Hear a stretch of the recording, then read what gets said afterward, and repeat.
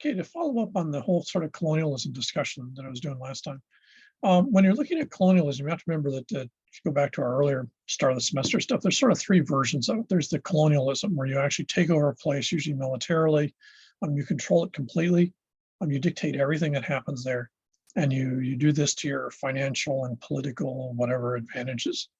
In many cases, excuse me, especially in the late 20th century, this morphed into neocolonialism. And so what you do is you basically give a place sort of provisional independence, but you still control how it operates to a certain extent in the world around it. And you basically still reap the benefits of it, but you don't have the expense of having to protect the place militarily, etc. So the British Commonwealth of the late 20th century was a good example. Canada, Australia, all these places become independent countries, but they're still tied to England completely, intimately, fundamentally, economically, politically, socially, etc. So if you're the UK, you get the huge advantage of still getting all the benefits of having colonies, but you have the added advantage that it's not militarily your problem anymore. They're independent countries; they got to protect themselves. Third phase is what we call post-colonial, and this is where the areas that have been colonized go their own direction.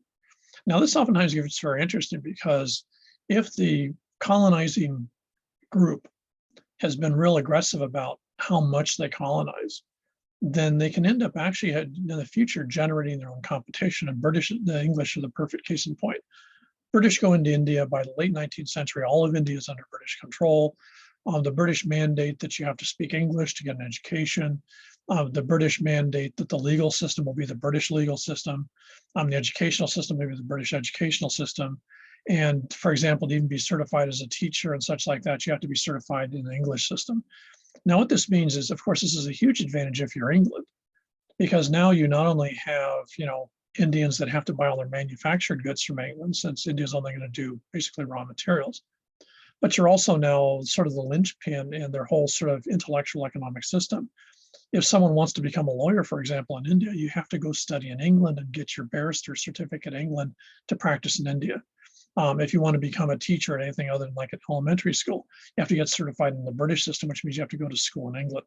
So all of a sudden, places, like the equivalents of shaman, higher education places in England have this huge influx of people trying to get ahead from the colonial areas, Australia, Canada, or in this case, India. If you're wealthy in India, then very quickly what happens by this period is you're going to send your kids to schools in England since English are in charge.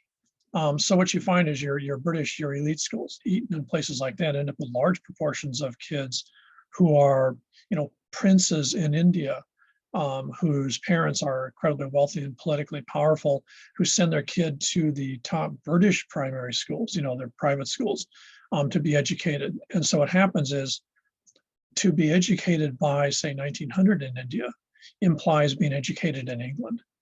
Now, what this means, among other things, to practice law in India, to be a judge in India, you have to be a British lawyer, or I should say trained in England lawyer.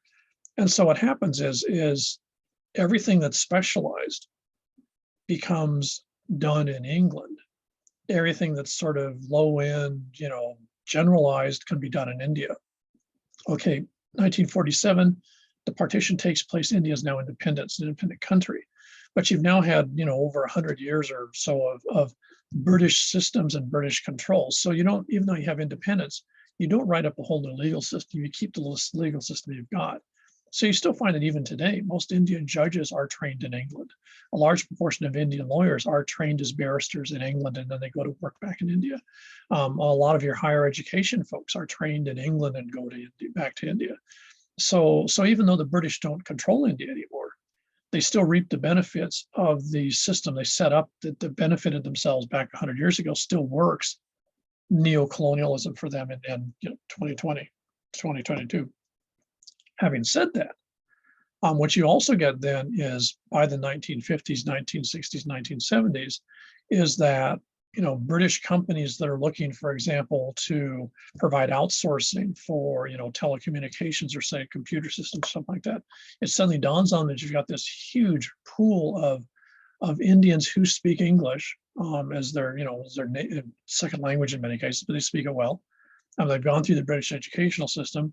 And so you can hire them for dirt cheap compared to what you'd pay someone in England for the same job, especially if it's, nowadays, if it's, for example, computer support. And so what happens is a lot of the stuff gets outsourced. Now, in the case that I think I mentioned before, like Royal Enfield motorcycles, you move the motorcycle plants to India to supplant the British production. The British production stops any production can Indians. And then what you have is the Indians actually now make the motorcycles that the British originally made and sell them to the Brits. This is post-colonial. So in a weird way, the English reaped the benefits of colonialism in India for 100, 150 years. But now some of that's actually come back to bite them, because now India is actually a competition because India knows them so well because they trained the Indians. This is a big issue when you get into South Asia. This is where a lot of the cheap labor in the world is, along with Southeast Asia. And unlike dealing with the Chinese, a lot of it's in legal systems, which folks, in Europe or North America are familiar with. And so what you're finding is a lot of the cheap production labor that was being done in China till say 4 or 5 years ago is now migrating to Malaysia, which used to be a British colony. It's migrating to Singapore. It's migrating to Thailand, which used to be a semi-French colony. It's migrating to India and Sri Lanka. So what's happening is the post-colonial structure, ironically, the colonial structure the British set up 100, 150 years ago is actually, I don't know if it's working to their advantage per se, but it certainly still has an enormous impact. So a lot of South Asia, when you're looking at South Asia, the colonial period is not just a historical event. It completely changed those societies in many ways. Having said that, other aspects didn't change. And some of the very complicated ones that people tend to forget in North America specifically, since Americans can barely figure out what town they live in, much less the rest of the world, is the fact that when the separation or the partition occurs in 1947, you end up with an enormous amount of bloodshed that occurs as the, country that becomes Pakistan's West and East initially, basically defines itself as a Muslim state. And India defines itself as a non-sectarian state. So like the United States, supposedly religion isn't part of the system, but the reality is it's a Hindu country. And so what happens is, as populations were not set that way physically, because under the British, you weren't allowed some sort of religious segregation. So under the British system, Pakistan and India were one thing, and people lived all over the place. When these places separate, then all of a sudden, this becomes an issue again. And to a certain extent, very quickly, then what you find is their identity gets tied up in religion. Now, as we'll see, the Sikhs get left out of all this, which is a huge sort of complicating factor. But basically, Pakistan becomes a Muslim state, and to a certain extent, being Pakistani defines you as being Muslim. India gets defined pretty much, and in many cases, actually, like certainly the current prime minister likes to define itself as a Hindu state. Now, what happens then is the areas on the border regions, the areas between Pakistan and India, which had the largest sort of mixed populations, end up in this nightmare where people have to decide if they're going to be part of one country or part of another country, when maybe 30, 40% of the population is going one way or the other way. Kashmir is probably the most famous case because the majority population was Muslim, and it's on the border between Pakistan and India. However, the ruling elites in Kashmir were Hindu. And so when the place partitions, they take Kashmir into India, but the majority population wants to go into Pakistan. That war is still going on in 2022, and this is 1947. So that's what, 50, 60, 70, I don't even have enough figures. It's 70 years of civil war, of religiously driven civil war still going on. And it's still a shooting war. India and Pakistan have, I think, 3 wars between them. The last one was about, 6 or 8 years ago. In fact, just 3 or 4 years ago, got in a big shooting match with each other. They're really still technically at war with each other. They sort of have timeouts. It's like North Korea and South Korea, as we'll see. But the reality is they're deadly enemies. Now, what also makes all this very complicated is because they identify with religion, is then fundamentalism, in the sense that I was talking about before when we were talking about the West Asia, becomes an enormous issue, because in many ways that helps to define them. So you find a significant part of the population in India who are Hindu have started to embrace Hindu fundamentalism as a way to make an identity of nation state. Also, even more so in Pakistan, what you find is a significant part of the population has become Muslim fundamentalist as a way to identify nation state.